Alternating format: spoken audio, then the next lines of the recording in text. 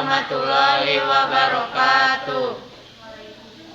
Perkenalkan, kami dari kelompok 2 yang beranggotakan Firman, Tila, Mira, dan Evania akan mempraktekkan tugas Indo membuat video debat yang berjudul media sosial.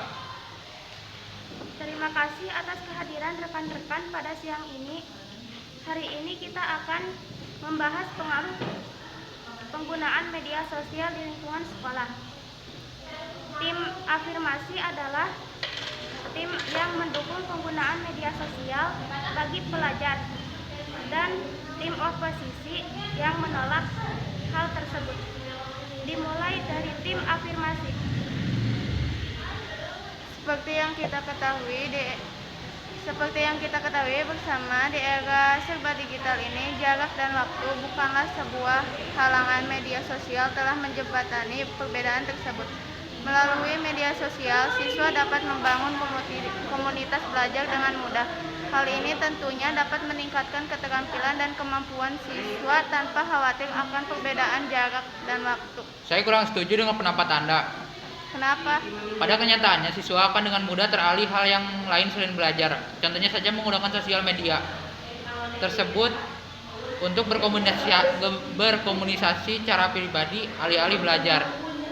Seperti saat siswa sedang belajar, tiba-tiba berpindah ke Instagram atau TikTok atau YouTube atau semacamnya. Selain itu juga media sosial akan melemahkan interaksi sosial para pelajar di dunia nyata. Mereka akan sibuk dengan gawai dan media sosial masing-masing, serta tidak memperhatikan lingkungan sekitar.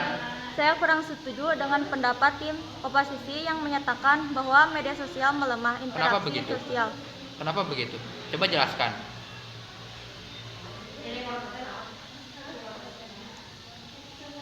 Bahwa media sosial melemah interaksi sosial para pelajar di dunia nyata. Justru media sosial dapat membangun kepercayaan diri para pelajar yang mungkin tidak mereka miliki di dunia nyata. Melalui media sosial, para pelajar tersebut bebas berargumentasi dan terlibat dalam kegiatan pembelajaran yang berlangsung pada media sosial. Hal tersebut tentu akan menambah kepercayaan diri mereka. Saya ingin menanggapi pernyataan di tim afirmasi. Memang benar, para pelajar yang cenderung kurang berani dalam mengemukakan pendapat akan dapat membangun kepercayaan diri di sosial media. Akan tetapi hanya dalam lingkup media sosial, sedangkan kita hidup di dunia nyata. Lalu buat apa itu semua? Terlebih lagi jika pelajar tersebut menjadi bergantung pada sosial media, yang pada akhirnya akan berlintas pada kecanduan terhadap sosial media. Hal ini tentu akan mengganggu interaksi individu di dunia nyata. Kecanduan terhadap media sosial dapat diatasi dengan menerapkan aturan yang tegas tentang waktu untuk mengakses media sosial. Bukan hanya media sosial yang berpotensi untuk membuat candu. Banyak hal lain juga dapat membuat seseorang bisa kecanduan. Akan tetapi hal tersebut dapat diminimalisasi. Singkatnya, tim kami percaya bahwa penggunaan media sosial memiliki banyak dampak positif jika digunakan secara tepat, seperti menumbuhkan rasa percaya diri seseorang, menambah pertemanan, dan membentuk suatu komunitas pelajar.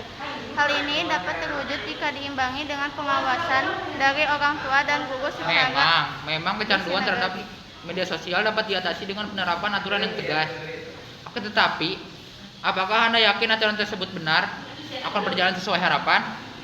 Pada akhirnya tim kami, yaitu tim oposisi, tetap beranggapan bahwa penggunaan media sosial di lingkup sekolah tidak membawa dampak yang baik, karena para pelajar tersebut akan fokus pada dunia maya dan melupakan tujuan awal mereka menggunakan sosial media. Selain itu, media sosial juga dapat menimbulkan rasa candu. Para siswa akan merasa gelisah ketika tidak mengakses sosial media. Pada akhirnya mereka akan sibuk dengan media sosial dan mulai lupa waktu, sehingga mereka melupakan tugas utama, yaitu belajar. Sekian video debat dari kami, kelompok 2. Mohon maaf jika ngomongnya belibetan, dan mohon maaf jika banyak kesalahan dalam berucap. Wassalamualaikum warahmatullahi wabarakatuh. Kali ini saya Mas Firmansyah akan membacakan surat yang berkaitan dengan debat. Dalam surat Al-Baqarah ayat 258 Allah Subhanahu wa taala berfirman mengenai perdebatan antara Nabi Ibrahim dan orang kafir terkait kekuasaannya. Aram taro ilazi haja Ibrahima fi rabbihi an attabullahul mulk iz qala Ibrahimu rabbiyalazi yuhyi wa yumitu qala anna uhi wa umit qala Ibrahimu fa innallaha yati bisi syamsi minal masyriqi fa'ti biha minal maghribi fabuhital ladzi kafar wallahu la yahdil yaumaz zalimin. Untuk artinya akan dibacakan oleh Evania. Artinya, tidakkah kamu memperhatikan orang yang berdebat Ibrahim mengenai Tuhannya, karena Allah telah memberinya kerajaan kekuasaan. Ketika Ibrahim berkata, Tuhanku ialah yang menghidupkan dan mematikan, dia berkata, aku pun dapat menghidupkan dan mematikan. Ibrahim berkata, Allah menerbitkan matahari dari timur, maka terbitkanlah ia dari barat. Maka bingunglah orang yang kafir itu, Allah tidak memberi petunjuk kepada orang-orang zalim. Makna yang terkandung dalam surat Al-Baqarah ayat 258 yaitu Allah tidak akan memberi petunjuk orang-orang yang zalim. Dari peristiwa orang yang mendebat Ibrahim yang mengenai keesaan dan kekuasaan Tuhannya dalam memelihara makhluknya. Karena Allah telah memberi kerajaan atau kekuasaan dan ia sombong dengannya.